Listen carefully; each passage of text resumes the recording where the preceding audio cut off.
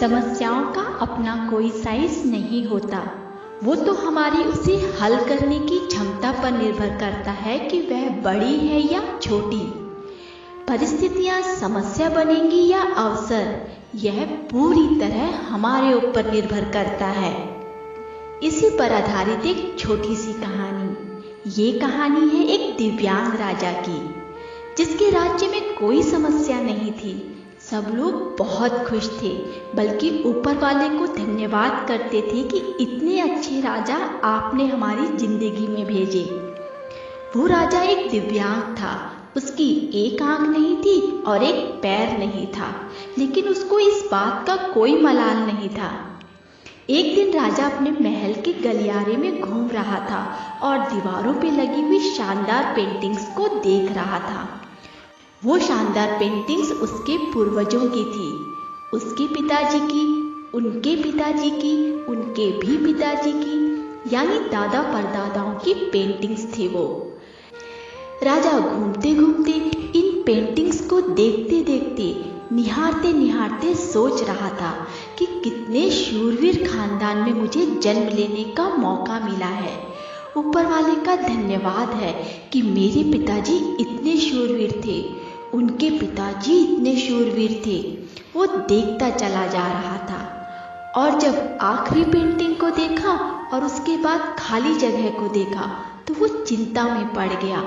उसे मालूम था कि यहाँ पर जो पेंटिंग लगेगी वो उसकी लगेगी।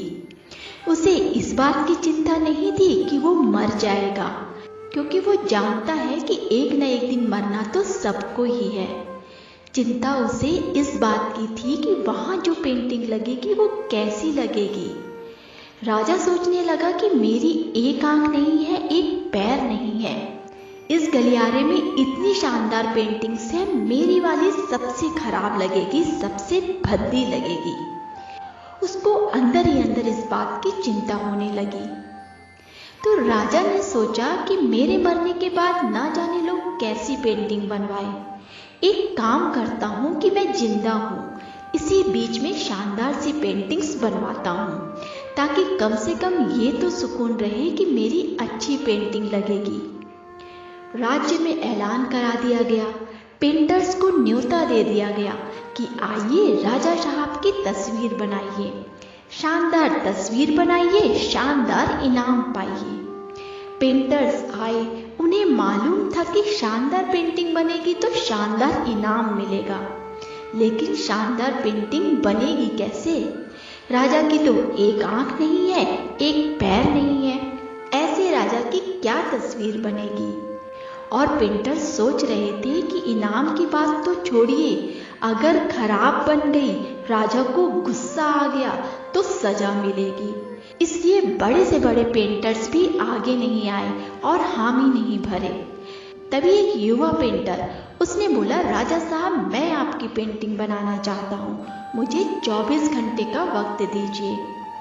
बड़े बड़े पेंटर आश्चर्य में पड़ गए कि ये लड़का क्या चाहता है, फांसी पर लटकना चाहता है क्या? राजा को गुस्सा दिलाना चाहता है क्या पेंटिंग बना करके? राजा को भरोसा था, उसने बोला ठीक है आप बना कर लाइए। अगले दिन वह लड़का पेंटिंग बना कर लाने वाला था। दरबार भर चुका था, दूर दूर से लोग आए थे देखने को कि लड़का क्या पेंटिंग बना कर लाएगा। और जब लड़का राजा की पेंटिंग बनाकर लाया तो हर कोई ताली बजाने लगा, हर कोई तारीफ करने लगा। राजा ने भी जब वो पेंटिंग देखी तो वो खुश हो गया। राजा ने सोचा कि इससे अच्छी पेंटिंग तो इस गलियारे में नहीं है, यह अब तक की सर्वश्रेष्ठ पेंटिंग है। और राजा ने उस लड़के को बहुत सारा इनाम दिया। आप सोच रहे होंगे कि लड़के ने उस राजा की, जिसकी एक आंख नहीं थी, एक पैर नहीं था, उसकी क्या पेंटिंग बनाई थी।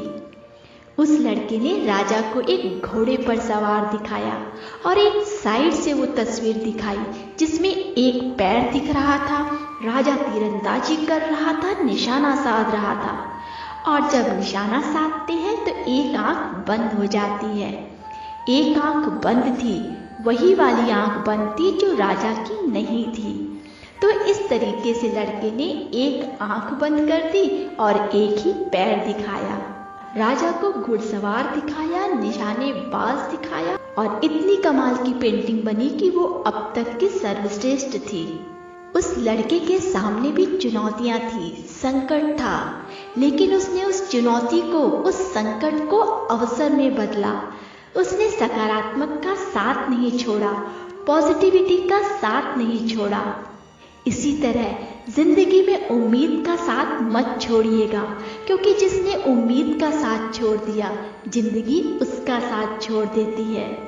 ऊपर वाले के आशीर्वाद के साथ, अपनों के प्यार के साथ और अपनी अच्छी और सच्ची मेहनत के साथ कर दिखाओ कुछ ऐसा कि दुनिया करना चाहे आपके जैसा।